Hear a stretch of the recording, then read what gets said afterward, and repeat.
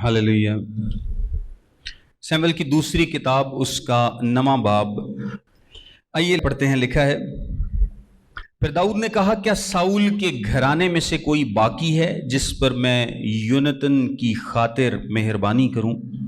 और साउल के घराने का एक खादिम बनाम जीबा था, उसे दाऊद के पास बुला लाए। बादशाह ने उससे कहा, क्या तू जीबा है? उसने कहा, हाँ, तेरा बंदा वही है। तब बादशाह ने उससे कहा, क्या साउल के घराने में से कोई नहीं रहा ताकि मैं उस पर खुदा की सी मेहरबानी करूं? जीबा ने बादशाह से कहा, योनातान का एक बेटा रह गया है जो लंगड़ा है। तब बादशाह ने उससे पूछा, वो कहाँ है? जीबा ने बादशाह को जवाब दिया, देख वो लूदबार में अमीएल के बेटे मकीर के घर में है। सो दाऊद बादशाह ने लोग भेजकर लूदबार से अमीएल के बेटे मकीर के घर से उसे बुलवा लिया। और साउल के बेटे योनातान का बेटा मुफीबूसत दाऊद के पास आया और उसने मुंह के बल गिर कर सिजदा किया। तब दाऊद ने कहा, मुफीबूसत। उसने जवाब दिया, तेरा बंदा हाजिर है। आमीन। इसके साथ हम आगे भी पढ़ते हैं। अच्छा, यहाँ पर मैं आपको बताता चलूं कि पुराने ज़माने में एक रिवाज हुआ करता था। रिवाज क्या, एक आप समझ लें कि एक तरीका था लोगों का। और वो तरीका ये था कि जब एक डायनेस्टी चेंज होती थी तो पिछली डायनेस्टी के तमाम लोगों को कत्ल कर दिया जाता था। यानी बल्कि मुगलिया सल्तनत में तो आप ये देखेंगे कि अपने बाप तक को मार देते थे या सजा देते थे, और बल्कि और भी सल्तनतों में आप देखें तो वो अपने भाइयों को और अपनी फैमिली को भी मरवा देते थे कि कहीं कोई दावेदार ना निकल आए बादशाही का। तो ये तो अपनी फैमिली के साथ ये सलूक किया जा रहा है। तो आप सोचें कि जब एक डायनेस्टी ही चेंज हो जाए, यानी एक हुकूमत ही तब्दील हो जाए, किसी और खानदान की हुकूमत आ जाए, तो सबसे पहले बादशाह क्या करता था, चुन चुन के ढूंढ के लोगों को मारता था कि मेरे कल को कोई मुकाबिल ना आ जाए। सो मुफीबूसत जो है ये साउल का बेटा है, और हमने पहले सैमुएल की किताब में पढ़ा था, हवाला है उसका दूसरे सैमुएल में, चौथे बाब की चौथी आयत में, बल्कि मैं पढ़ देता हूँ। दूसरा सैमुएल उसका चौथा बाब और उसकी चौथी आयत में इसका जिक्र है। और साउल के बेटे योनातान का एक लंगड़ा बेटा था। जब साउल और योनातान की खबर यजरेल से पहुंची तो वो 5 वर्ष का था। सो उसकी दाया उसको उठाकर भागी, और उसने जो भागने में जल्दी की तो ऐसा हुआ कि वो गिर पड़ा और लंगड़ा हो गया। उसका नाम मुफीबूसत था। यानी जब योनातान और साउल मारे गए तो उस वक्त क्या हुआ था, जो दाया थी उसने 5 साल के बच्चे को उठाया और भागी अपनी तरफ से कि कहीं इसको भी ना मार दिया जाए। तो उस भागने के दौरान उससे वो बच्चा गिर पड़ता है। एग्जैक्टली नहीं पता लेकिन कि कैसे गिरा, क्या मतलब नुकसान हुआ, पांव टूटा, टांग टूटी, क्या हुआ, लेकिन वो बच्चा क्या हो गया, लंगड़ा हो गया। वो बच्चा क्या हुआ, लंगड़ा हो गया। और वो अब भागने के, चलने फिरने के काबिल नहीं रहा। अब वो क्या कर रहा है, वो डर के छुप के जिंदगी गुजार रहा है। वो सबके सामने जिंदगी नहीं गुजार रहा, वो छुपा हुआ है। और उसका छुपना बनता था, क्योंकि अब उसको तो नहीं पता कि दाऊद के दिल में क्या है। उसको इतना पता है कि मेरा जो दादा है यानी साउल जो है वो दाऊद का जानी दुश्मन था और दाऊद को मारना चाहता था। तो अब दाऊद के पास बादशाही आ गई है तो दाऊद मुझे नहीं छोड़ेगा। सो दाऊद मुझे क्या करेगा, मुझे मरवा डालेगा। ये उसका डर है, और उसका डर क्या है, बिल्कुल जेन्युइन डर है। अब आगे क्या लिखा है, दाऊद कहता है कि तुम ढूंढ के लाओ कि योनातान के खानदान में से या साउल के खानदान में से क्या कोई जिंदा है। 30 आयत में लिखा, तब बादशाह ने उससे कहा, क्या साउल के घराने में कोई नहीं रहा ताकि उस पर मैं खुदा की सी मेहरबानी करूं। ये जो लिखा है ना, खुदा की सी मेहरबानी, इसका क्या मतलब है कि जैसी मेहरबानी खुदा ने मुझ पर की है वैसी मेहरबानी मैं उस पर करना चाहता हूं। यानी मैं उस पर मेहरबानी करना चाहता हूं, तरस खाना चाहता हूं। और इसकी बेस क्या थी, इसकी बेस थी वो अहद जो उसने योनातान से बांधा था। आपको पता है दाऊद ने योनातान से एक अहद किया था کہ میں تیرے خاندان کا خیال رکھوں گا. اور یونتن نے بھی داؤد سے عہد کیا تھا. یہ پہلے سیموئیل اس کے 20ویں باب کی 14-15 آیت میں ہے, اور داؤد کو وہ عہد یاد ہے. اس عہد کی بنیاد پر داؤد کہتا ہے کہ میں مہربانی کرنا چاہتا ہوں اس کے خاندان پر. اور میں نے آپ کو بتایا کہ اس کا پہلا ذکر 2 سیموئیل کے 4 باب کی 4 آیت میں ہے. اب یہ جو مفیبوست ہے یہ چھپ کر زندگی گزار رہا ہے اور اس کے پاس اپنا گھر نہیں ہے. یہ غربت کی زندگی گزار رہا ہے, یہ روپوشی کی زندگی گزار رہا ہے. ظاہری سی بات ہے کہ اگر وہ نکل کر کہے گا کہ میں ساؤل کی نسل سے ہوں تو میری زمینیں مجھے واپس کی جائیں, مجھے واپس کیا جائے, تو اس کو ڈر تھا کہ کہیں بادشاہ کو خبر ملے گی اور وہ کیا کرے گا, مجھے مار دے گا, مجھے مروا ڈالے گا. سو وہ چھپ کر کسی کے گھر میں زندگی گزار رہا ہے, اور وہ خود بھی لنگڑا ہے, خود بھی کچھ نہیں کر سکتا, اور ڈیپینڈنٹ ہے, کسی نے اس کو اپنے گھر میں جگہ دی ہوئی ہے. یعنی کہنے کا مطلب یہ ہے کہ وہ اتنا غریب ہے کہ اس کے پاس اپنا گھر بھی نہیں ہے اور وہ کسی دوسرے کے گھر میں رہتا ہے. اب داؤد نے جب کہا تو بادشاہ کو کہا گیا کہ اس کا ایک ساؤل کا ایک خادم ہے زیبا نام. زیبا کو پتا ہوگا کہ وہ کون ہے. زیبا بتا دیتا ہے کہ وہ فلاں فلاں گھر میں ٹھہرا ہوا ہے. زیبا کو پتا تھا کہ مفیبوست کہاں چھپا ہوا ہے, سو وہ کہتا ہے کہ وہ وہاں پر چھپا ہوا ہے. لیکن ساتھ ہی زیبا کہتا ہے, زیبا نے بادشاہ سے کہا یونتن کا ایک بیٹا رہ گیا ہے جو لنگڑا ہے, جو لنگڑا ہے. داؤد نے پوچھا تھا ساؤل کے گھرانے میں سے. زیبا نے پہلے اس کو کیا بتایا کہ وہ یونتن کے گھرانے میں سے, تاکہ بادشاہ کا دل نرم پڑے, کیونکہ اس کو پتا تھا کہ یونتن بادشاہ کا کیا تھا, دوست تھا. دوسرے نمبر پر اس نے کہا کہ وہ لنگڑا ہے. اس نے فوری بتایا کہ وہ کیا ہے, لنگڑا. اب زیبا کو بھی لگتا ہوگا کہ اگر داؤد پوچھ رہا ہے تو ہو سکتا ہے کہہ رہا ہو کہ میں مہربانی کروں, تو جب بندہ سامنے آئے تو کہے دی توڑ لا دیو, یعنی اس کو مار دو. تو وہ کہتا ہے وہ لنگڑا ہے. لنگڑے کا کیا مطلب ہے کہ وہ بادشاہ تیرے لیے اتنا خطرناک نہیں ہے, وہ تو کچھ بھی نہیں کر سکتا, وہ تو لنگڑا ہے. تب بادشاہ نے اسے پوچھا وہ کہاں ہے. پھر زیبا بتاتا ہے کہ وہ فلاں فلاں گھر میں ہے. وہ کہتا ہے کہ اسے لے آؤ. اور پھر لکھا ہے کہ سو داؤد بادشاہ نے لوگ بھیج کر لودبار سے امیل کے بیٹے مکیر کے گھر سے اسے بلوا لیا. اب آپ اگر تھوڑا سا بھی سوچیں نا تو اندازہ کریں کہ زیبا مکیر کے گھر میں رہ رہا ہے اور کچھ لوگ آ کر نوک کرتے ہیں اور کہتے ہیں کہ مفیبوست یہاں پہ ہی ہے. وہ کہتے ہیں ہاں جی اتھے ہی ہے. کہتے ہیں بادشاہ تینوں یاد کر رہے ہیں. اس کی کیا حالت آپ سوچ نہیں سکتے کہ مفیبوست کی کیا حالت ہوئی ہوگی. اس کے لیے ایک طرح کا یہ موت کا پیغام ہی ہوگا, لے بادشاہ صادر اللہ جی ہون تے میں گیا, اتنے عرصے سے میں چھپ کے بیٹھا ہوں, اتنے سالوں سے میں چھپ کے بیٹھا ہوں, کسی کو میرا پتہ نہیں تھا, اب بادشاہ کو پتہ چل گیا ہے اور وہ مجھے بلا رہا ہے, سو ڈیفینیٹلی وہ کیا کرے گا, مجھے مار ڈالے گا. اور ساؤل کے بیٹے یونتن کا بیٹا مفیبوست داؤد کے پاس آیا اور اس نے منہ کے بل گر کر سجدہ کیا. اس نے ظاہری سی بات ہے اس کو بادشاہ کو عزت دینا ہے, آنر دینا ہے, اور اس کو ویسے ہی جان کا خطرہ ہے.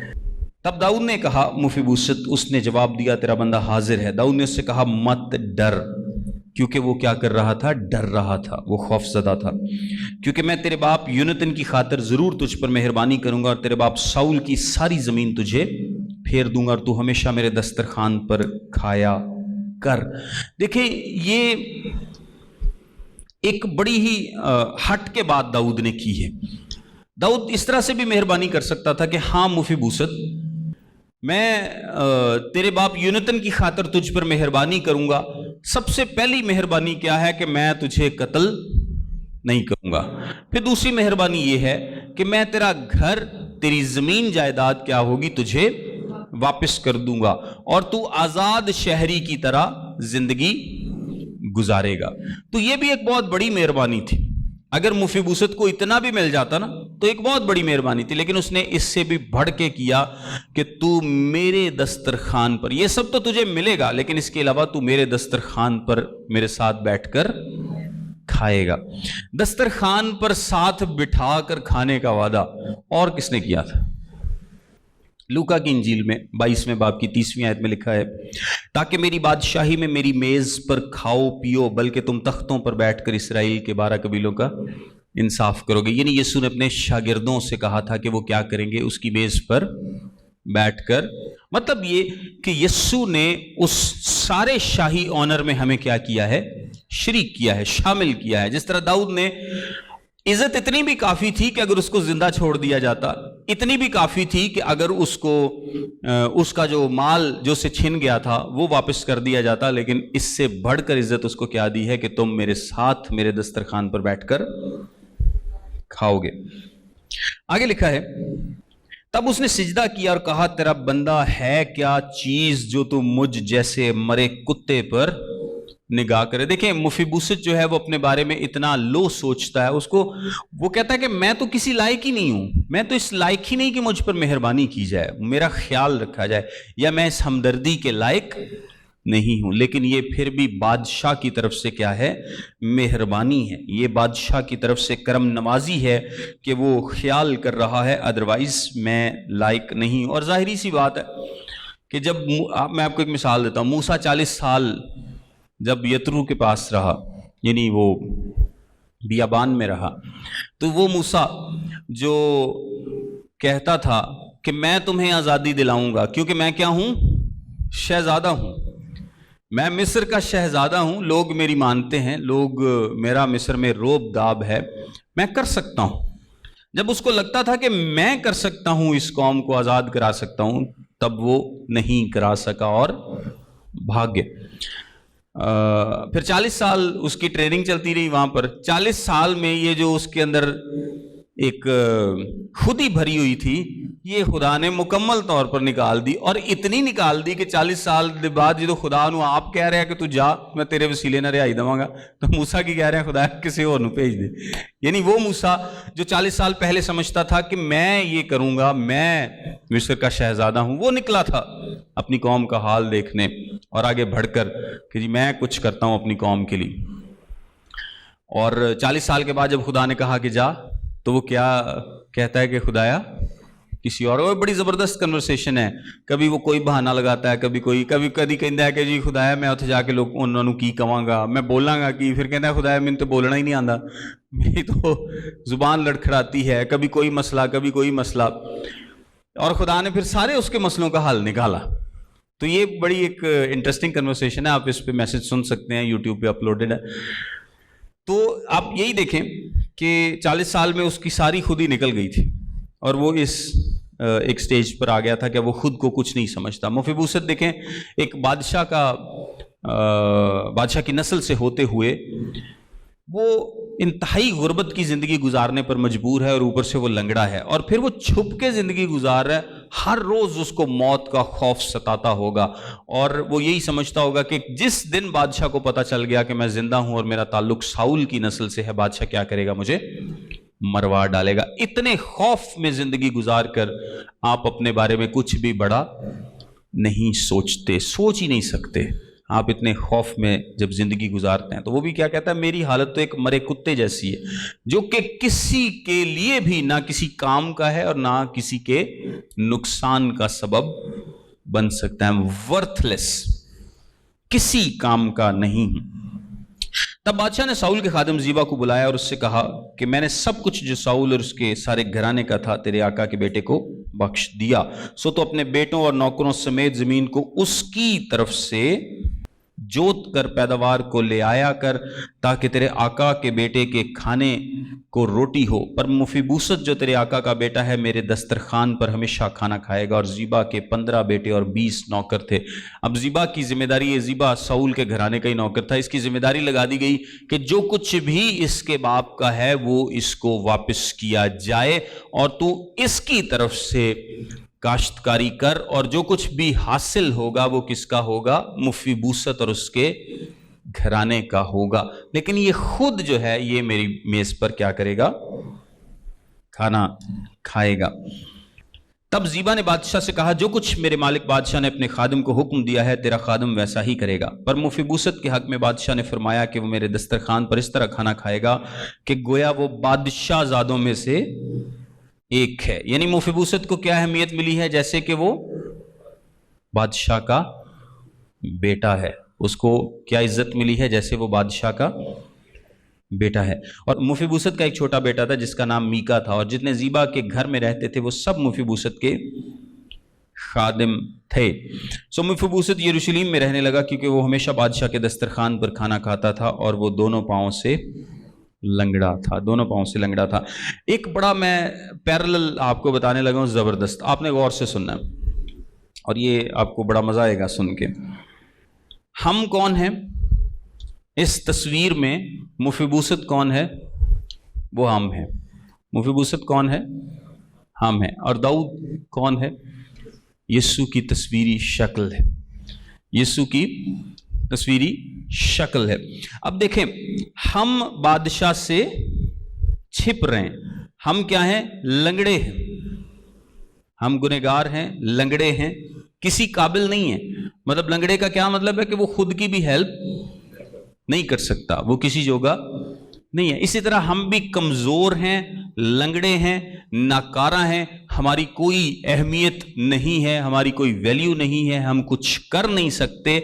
लेकिन फिर भी हम उस बादशाह से के खौफ से छुपे हुए हैं और हमें लगता है कि वो बादशाह हमें सजा देगा, लेकिन उस बादशाह के दिल में क्या है? हमारे लिए रहम है। थोड़ा सा आप कनेक्ट कर पाए इस बात को कि मुफीबोशत को लगता था कि ये बादशाह मुझे मार देगा, लेकिन उस बादशाह के दिल में क्या है? रहम। वो अपने खौफ के तहत छुपा हुआ था क्योंकि उसकी अपनी इंफॉर्मेशन जो थी वो नाकिस थी। इसी तरह हम भी अपने खौफ के तहत खुदा से भागते फिरते हैं, छिपते फिरते हैं, अपने बादशाह से छिपते फिरते हैं। अच्छा, दूसरे नंबर पर ये जो दूरी है ये किसकी वजह से है? मुफीबोशत ने तो कुछ नहीं था किया बेचारे ने, उसके आबाओ अजदाद की वजह से ये खौफ उसके अंदर है। हमारे अंदर जो खौफ है ये किसकी वजह से है? पहले हमारे आबाओ अजदाद की वजह से, क्योंकि उन्होंने गुनाह किया, फिर गुनाह क्या है? आगे ट्रेवल करता आया। यानी हम अपने पहले आबाओ अजदाद और फिर अपने अमाल की वजह से खुदा से दूर हैं। मुफीबोशत ने बादशाह को अप्रोच किया या बादशाह ने मुफीबोशत को अप्रोच किया? बादशाह ने मुफीबोशत को अप्रोच किया। खुदा गुनहगार को ढूंढता है या गुनहगार खुदा को ढूंढता है? खुदा गुनहगार को ढूंढता है, खुदा तलाश करता है। खुदा गुनहगार नहीं खुदा के पास आना चाहता। ये कौन है जो तलाश करता है? जब भेड़ खो जाती है तो कौन तलाश करता है? चरवाहा तलाश करता है। सो बादशाह ने मुफीबोशत की तलाश की, खुदा गुनहगार की तलाश करता है। गुनहगार तो छुप के बैठा है, उन्होंने लगता पता नहीं बादशाह ने मेरे ना की कर देना, लेकिन बादशाह क्या करता है? मुफीबोशत की तलाश करता है, वो पहले तलाश करता है। अच्छा, जो मुफीबोशत के साथ दाऊद की मोहब्बत थी, इसकी वजह क्या थी? इसकी वजह एक अहद था। इसकी वजह क्या थी? एक अहद था, अहद जो दाऊद ने यूनतन के साथ किया था। तो खुदा की जो हमारे साथ मोहब्बत है उसकी वजह क्या है? उसकी भी वजह एक अहद है जो कि खुदा ने कहा ना कि मैं एक नया अहद बांधूंगा। ये एक अहद है जो मसीह यीशु में किया गया है। उस अहद की वजह से खुदा गुनहगारों को ढूंढता है। और वहां पर भी देखें, मुफीबोशत पर इसलिए मेहरबानी हो रही है, किसी और की वजह से हो रही है। मुफीबोशत पर मेहरबानी जो है वो किसी और की वजह से हो रही है, यूनतन की वजह से हो रही है। हम पर भी मेहरबानी किसी और की वजह से होती है, यानी यीशु मसीह की वजह से होती है। और मुफीबोशत इंतहाई हलीमी में इस मेहरबानी को कबूल करता है। और हमें भी क्या करना है? हमें भी इंतहाई हलीमी में इस मेहरबानी को कबूल करना है। फिर मुफीबोशत का जो कुछ खो गया था बादशाह ने उसे वापस दिला दिया। हमारा भी जो कुछ खो गया है वो हमें वापस मिल जाता है। और हमसे वैसे क्या खोया था? सब कुछ ही तो हमने खो दिया। बाग अदन से लेके खुदा की तमाम बरकतें बख्शिशें हमने क्या की? खो दी। लेकिन मसीह यीशु में वो सारी हमें क्या है? वापस मिल जाती हैं। फिर एक और सादत हासिल होती है कि अब मुफीबोशत क्या करेगा? छिप कर जिंदगी गुजारने की बजाय बादशाह के मेज पर, उसके दस्तरखान में शामिल होगा, खाना खाएगा। हम क्या करेंगे? हम भी यीशु मसीह के साथ उस ज़ियाफत में उसकी मेज पर شریک ہوں گے. ہم ڈیزرو نہیں کرتے ان تمام مہربانیوں کو، لیکن یہ خدا کا فضل ہے جو کہ ہم سب پر گنہگاروں پر ہوا ہے. لکھا ہے بڑی ایک زبردست بات ہے. اس نے کیا کہا؟ داؤد نے کیا کہا؟ ہاں 11ویں آیت میں لکھا ہے تب زیبا نے بادشاہ سے کہا جو کچھ میرے مالک بادشاہ نے اپنے خادم کو حکم دیا ہے تیرا خادم ویسا ہی کرے گا. پر مفیبوست کے حق میں بادشاہ نے فرمایا کہ وہ میرے دسترخوان پر اس طرح کھانا کھائے گا کہ گویا وہ بادشاہ زادوں میں سے ایک ہے. یعنی بادشاہ کے بیٹے کا درجہ اس کو ملا ہے. بادشاہ زادے کا کیا مطلب ہے؟ بادشاہ کے بیٹے. مفیبوست جو کہ بادشاہ کے خوف سے چھپ کر زندگی گزار رہا تھا، بادشاہ نے اس پر مہربانی کی ہے کہ اب اس کو نہ صرف دسترخوان پر شامل کیا بلکہ بیٹے جیسا درجہ اس کو دیا ہے. اور ہمیں خدا نے کون سا درجہ دیا ہے؟ بیٹے ہونے کا. ہمیں لے پالک بیٹے بنایا ہے. اور پھر جس طرح مفیبوست کو بادشاہ نے بہت سارے خادم دیے کہ وہ کیا کریں گے؟ اس کی خدمت کریں گے، اس کا ساتھ دیں گے. اسی طرح ہمیں بھی خادم ملے ہیں. اور آپ کو پتہ ہے کہ جو خدا کے فرشتے ہیں وہ کیا کرتے ہیں؟ خدا کے لوگوں کی مدد کرتے ہیں. وہ خدمت گزار روح ہیں عبرانیوں کے خط کے مطابق. سو آپ کو بہت ساری، یہ بڑی خوبصورت تصویر ہے جو نارملی ہم اس کو اس طرح سے نہیں سوچتے.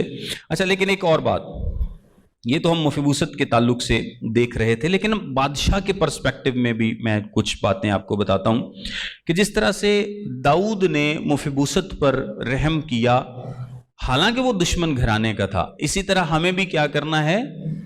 رحم کرنا ہے. چاہے کوئی ہمارا دشمن، ہم تو کسی کو نہیں سمجھتے، لیکن اگر وہ خود کو سمجھتا ہو ہمیں پھر بھی کیا کرنا ہے؟ اس کے لیے دعا کرنی. کلام میں کیا لکھا ہے؟ اپنے دشمنوں سے محبت رکھو، جو تمہارا برا چاہتے ہیں ان کے لیے برکت چاہو. برکت چاہو، لعنت نہیں، برکت چاہو، ان کے لیے دعا کرو. پھر جس طرح داؤد نے اس کی مدد کی، ہمیں بھی دوسروں کی مدد کرنی ہے چاہے وہ ڈیزرو نہ، اور نہ صرف مدد کرنی ہے بلکہ بڑھ چڑھ کر مدد کرنی ہے جس طرح سے داؤد نے کی. یعنی جس طرح وہ کہتا نا کہ میں اس پر خدا کی سی مہربانی کروں.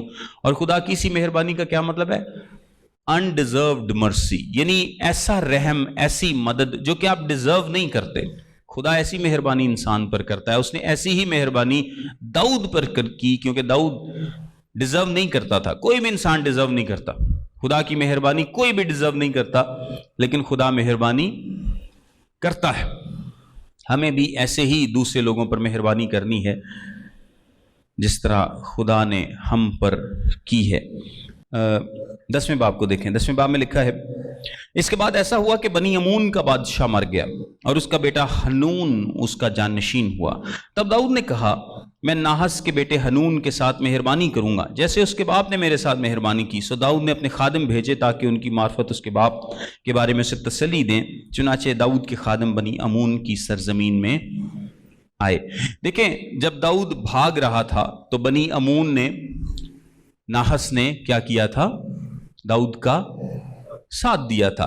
اب وہ کہتا ہے کہ ٹھیک ہے، میرے برے وقت میں انہوں نے میرا ساتھ دیا تھا، تو اب چونکہ وہ مر گیا ہے تو اس کا بیٹا ہے، سو میں اس کے ساتھ بھی مہربانی سے پیش آؤں گا. یعنی میں نے مفیبوست پر بھی مہربانی کی ہے، میں حنون پر بھی مہربانی کروں گا جو کہ ناحس کا بیٹا ہے. وہ لوگوں کو بھیجتا ہے کہ اس کے باپ کا افسوس کریں. اور بنی امون کے سرداروں نے اپنے مالک حنون سے کہا تجھے کیا یہ گمان ہے کہ داؤد تیرے باپ کی تعظیم کرتا ہے کہ اس نے تسلی دینے والے تیرے پاس بھیجے ہیں؟ کیا داؤد نے اپنے خادم تیرے پاس اس لیے نہیں بھیجے ہیں کہ شہر کا حال دریافت کر کے اور اس کا بھید لے کر وہ اس کو غارت کرے؟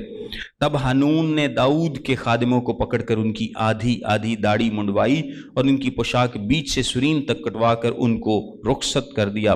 جب داؤد کو خبر پہنچی تو اس نے ان سے ملنے کو لوگ بھیجے، اس لیے کہ یہ آدمی نہایت شرمندہ تھے. سو بادشاہ نے فرمایا کہ جب تک تمہاری داڑھی نہ بڑھے یریحو میں رہو، اس کے بعد چلے آنا. دیکھیں داڑھی جو ہے اس کلچر میں ایک بہت زیادہ اہمیت کی حامل تھی. لوگ اس کو عزت سمجھتے تھے اور ایون کلین شیو لوگوں کو زیادہ پسند نہیں کیا جاتا تھا. مصر کے کلچر میں تھا کلین شیو کلچر، لیکن اسرائیل کے کلچر کی بات کریں تو داڑھی کو عزت کی جگہ سمجھا جاتا تھا، اور سارے لوگ جو بزرگ تھے، جو بڑے تھے، ان کی داڑھی ہوا کرتی تھی. اور بعض اوقات تو سلیوز کے ساتھ اس کو جوڑا جاتا تھا کہ جو سلیو ہے ان کو کلین شیو رہنے دیا جاتا ہے, باقی سب کی داڑھی ہوتی ہے. اور داڑھی کو کاٹ دینا کسی کی عزت پر ہاتھ ڈالنے کے مترادف تھا. اور ایون کہ داڑھی کی قسمیں کھایا کرتے تھے لوگ. ویسے یہ تو آج بھی کھاتے ہیں. دیکھا آپ نے کبھی؟ آپ نے کسی کو دیکھا ہے داڑھی نو ہاتھ لا کے لوگ گال کر دیں یار تیری داڑھی نو ہاتھ لا, دیکھا کبھی کہ نہیں؟ ہوتا ہے, آج بھی ہوتا ہے. پرانے زمانے میں بھی تھا کہ لوگ داڑھی کی قسم کھایا کرتے تھے. اور ایون کہ یہاں تک بھی کہ میں داڑھی مڑوا دوں گا اگر یہ بات پوری نہ ہوئی تو یہ ایک بڑی آنریبل بات تھی آپ کی. اب انہوں نے کیا کیا کہ داڑھی ادھی داڑھی لا دیتی انہوں نے, فرینچ کٹ نہیں, انہوں نے میرے خیال سائیڈ کٹ کچھ کر دیتا ہے تو, اور ان کی پوشاک بھی پھاڑ دی, تو جو کہ ان کے لیے بہت زیادہ کیا تھا, توہین کی بات تھی. اور وہ لوگ اتنے شرمندہ تھے اس عمل کو لے کے. داؤد کہتا ہے کہ تم شہر میں نہ آؤ, یریحو میں رکو, جب تمہاری داڑھی بڑھ جائے گی, واپس ویسے معاملات ہو جائیں گے, تب تم یروشلیم آنا. اور وہ ویٹ کرتا ہے. جب بنی عمون نے دیکھا کہ وہ داؤد کے آگے نفرت انگیز ہو گئے تو بنی عمون نے لوگ بھیجے اور بیت رہوب کے ارامیوں اور زبا کے ارامیوں میں سے 20,000 پیادوں کو اور ماکا کے بادشاہ کو 1,000 سپاہیوں سمیت اور توب کے 12,000 آدمیوں کو اجرت پر بلا لیا. اس زمانے میں یہ بڑا کامن سا تھا, لوگ اجرت پر بلایا کرتے تھے. اجرت پر یعنی پیسے دے کے, آپ پیسے دے کے کسی کی بھی آرمی کو لڑنے کے لیے بلا سکتے تھے, اور یہ کامن تھا, لوگ کیا کرتے تھے. آپ اگر پہلا تواریخ دیکھیں, تواریخ کی پہلی کتاب کے 19ویں باب کی 6 آیت میں لکھا ہے, انہوں نے 1,000 کنتار چاندی پے کی تھی. ان لوگوں کو ساتھ میں لڑانے کے لیے 1,000 کنتار چاندی پے کی تھی. تو اس زمانے میں ایک بادشاہ لڑنے جاتا تھا, وہ دوسرے کو کہتا تھا میں تمہیں پیسے دوں گا اگر تم میرے ساتھ فلاں قوم سے جا کر لڑو تو وہ کرائے کے لوگوں کو لے لیتے ہیں. ارامی لوگ, امونی ارامیوں کو کرائے پر لے لیتے ہیں. 7ویں آیت سے لکھا, اور داؤد نے یہ سن کر یوآب اور بہادروں کے سارے لشکر کو بھیجا. تب بنی عمون نکلے اور انہوں نے پھاٹک کے پاس ہی لڑائی کے لیے صف باندھی, اور زبا اور رہوب کے ارامی اور توب اور ماکا کے لوگ میدان میں الگ تھے. جب یوآب نے دیکھا کہ اس کے آگے اور پیچھے دونوں طرف لڑائی کے لیے صف بندھی ہے تو اس نے بنی اسرائیل کے خاص لوگوں کو چن لیا اور ارامیوں کے مقابل ان کی صف باندھی, اور باقی لوگوں کو اپنے بھائی ابیشے کے ہاتھ سونپ دیا, اور اس نے بنی عمون کے مقابل صف باندھی. یعنی ایک طرف ارامی ہے, ایک طرف امونی ہے. امونیوں نے خود ہی غلط کام کیا تھا کہ داؤد نے بندے افسوس کے لیے بھیجے اور انہوں نے ان کو ذلیل کیا. اب امونیوں کو لگا کہ نہیں, ہم نے بڑا نفرت انگیز کام کر دیا ہے, تو جنگ تو ہونی ہے, تو ہم اس کا آغاز کرتے ہیں. تو انہوں نے ارامیوں کو کرائے پر لیا اور داؤد کے خلاف لڑائی کے لیے آ گئے. اب ایک طرف ارامی ہے, ایک طرف امونی ہے. تو یوآب نے کیا کیا, کچھ لوگوں کو الگ کیا اور کچھ نے دیکھا کہ میرے آگے پیچھے دونوں طرف لڑائی ہے, اور جو کچھ لوگ اس کے ساتھ گئے, اور جو ارامی ہیں ان کے لیے اس نے ارامیوں کے لیے خود اور ابیشے کو اس نے امونیوں کے مقابل صف باندھنے کو کہا. پھر اس نے کہا اگر ارامی مجھ پر غالب ہونے لگیں تو تو میری کمک کرنا, اور اگر بنی عمون تجھ پر غالب ہونے لگیں تو میں آ کر تیری کمک کروں گا. یعنی یوآب ارامیوں سے لڑے گا اور ابیشے امونیوں سے لڑے گا, اور اگر ایک پر ایک ہار رہا ہو تو دوسرا اس کی کیا کرے گا, مدد کرے گا. سو خوب حوصلہ رکھ اور ہم سب اپنی قوم اور اپنے خدا کے شہروں کی خاطر مردانگی کریں, خداوند جو بہتر جانے سو کرے. یعنی ہم مردانگی کریں گے, ہم لڑیں گے, لیکن رزلٹ کس کے ہاتھ میں ہے, خدا کے ہاتھ میں ہے. اور ہم اپنی قوم کی خاطر, اپنی شہروں کی خاطر یہ کریں گے, کیونکہ اس کو پتا تھا کہ اگر ہم مارے گئے, اگر فوج ماری جائے تو کیا ہوگا, یہ لوگ جائیں گے اور ہماری فیملیز کو, ہمارے شہروں کو بھی غارت کر دیں گے. بس یوآب اور وہ لوگ جو اس کے ساتھ ارامیوں پر حملہ کرنے کو آگے بڑھے اور وہ اس کے آگے سے بھاگے. انہوں نے حملہ کیا نہیں ہے, ابھی صرف آگے بڑھے ہیں. لیکن جب خدا ساتھ ہو تو جس طرح استثناء کی کتاب میں لکھا ہے کہ دشمن کیا ہوگا, آگے سے بھاگ جائے گا. استثناء کی کتاب 28ویں باب کی 7ویں آیت میں لکھا ہے. تو یہ بس آگے بڑھتے ہیں اور وہ کیا ہوتے ہیں, بھاگ جاتے ہیں. جب بنی امون نے دیکھا کہ ارامی بھاگ گئے تو وہ بھی ابیشے کے سامنے سے بھاگ کر شہر کے اندر گھس گئے. یعنی جب امون نے دیکھا ہے کہ ارامی جن کو ہم نے کرائے پر بلایا تھا, پہلے تو یہ بھی سوچتے ہونے لے پیسے لے لیتے ایویں بھج گئے نے. یعنی اسی انہاں نوں 1000 کنتار چاندی بھی دے دیتی, انہاں نوں پیسے بھی دے دیتے کہ ساڈے والوں لڑو, تے لڑے لڑے ہے کو نہیں, یہ فوج نوں ویندے ہی بھج گئے نے. تو انہیں کہا جی وہ بھج گئے نے تے ساڈا بھی نقصان ہو سکتا, سو وہ بھی شہر کے اندر گھس گئے. تب یوآب بنی امون کے پاس سے لوٹ کر یروشلم میں آیا. یعنی اس نے بنی امون پر حملہ نہیں کیا بلکہ کیا ہوا, واپس یروشلم آ گیا. جب ارامیوں نے دیکھا کہ انہوں نے اسرائیلیوں سے شکست کھائی تو وہ سب جمع ہوئے, اور ہددازر نے لوگ بھیجے اور ان ارامیوں کو جو دریائے فرات کے پار تھے لے آیا, اور وہ حلام میں آئے, اور ہددازر کی فوج کا سپہ سالار سوبک ان کا سردار تھا. اور داؤد کو خبر ملی, سو اس نے سب اسرائیلیوں کو اکٹھا کیا اور یردن کے پار ہو کر حلام میں آیا, اور ارامیوں نے داؤد کے مقابل سفرائی کی اور اس سے لڑے.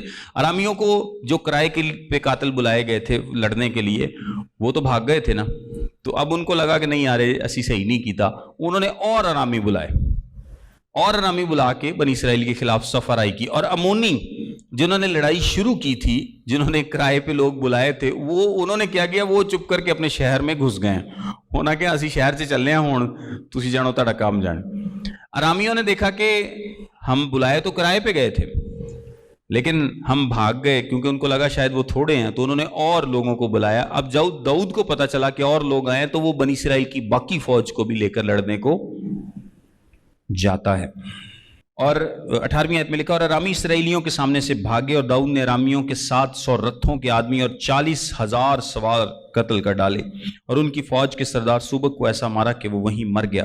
اور جب ان بادشاہوں نے جو ہددازر کے خادم تھے دیکھا کہ وہ اسرائیلیوں سے ہار گئے, تو انہوں نے اسرائیلیوں سے صلح کر لی اور ان کی خدمت کرنے لگے, غرض ارامی بنی امون کی پھر کمک کرنے سے ڈرے. مطلب برا ہے نا کہ پہلی بات تو وہ بھاگ گئے, اور جب اور اکٹھے ہو کے آگے پھر بھی شکست کھائی, 40,000 لوگ بھی مروائے, تو وہ نیکسٹ ٹائم یہ نہیں کریں گے. اگر آپ 8واں باب دیکھیں تو یہاں پر کچھ ڈیٹیل بھی موجود ہے جنگوں کے تعلق سے. یہ ویسے پچھلے لیکچر میں بھی میں نے کہا تھا کہ اس کو دیکھ لیجئے گا.